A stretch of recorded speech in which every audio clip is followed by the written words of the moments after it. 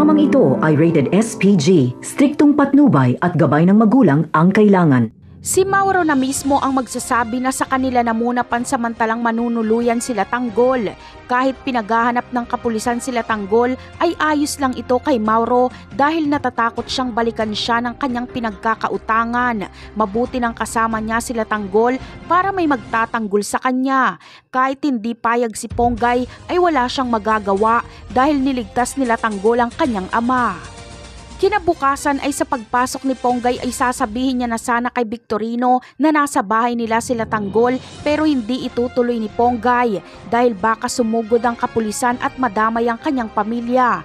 May isip ni Ponggay ang mga inosenteng namatay na sila Fatima noong sinubukan nilang hulihin si Tanggol. Ayaw niyang mangyari ito sa kanyang pamilya. Sa paglipas ng mga araw na kasama ni Ponggay sila Tanggol sa kanilang bahay ay dito makikita ni Ponggay ang kabutihan nila Tanggol. Dito na sila mag-uusap ng masinsinan ni Tanggol at ikikwento ni Tanggol ang lahat. Kaya malalaman ni Ponggay ang lahat ng kademonyuhan ng mga gerero. Kaya unti-unting mag-iiba ang pananaw ni Ponggay. Papanig na siya sa pinaglalaban nila Tanggol. Si Ponggay ang magiging mata nila Tanggol sa kung ano ang susunod na hakbang ng mga kapulisan.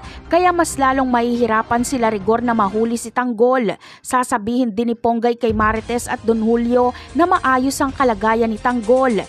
Katagalan ay mahuhulog ang loob ni Ponggay kay Tanggol. Aminado siyang hindi mahirap mahalin si Tanggol. Maiintindihan ni Ponggay na kaya pala mahal na mahal ang mga tao si Tanggol dahil may puso ito. Napakarami pa nating dapat abangan sa mga susunod na episode. Paalam!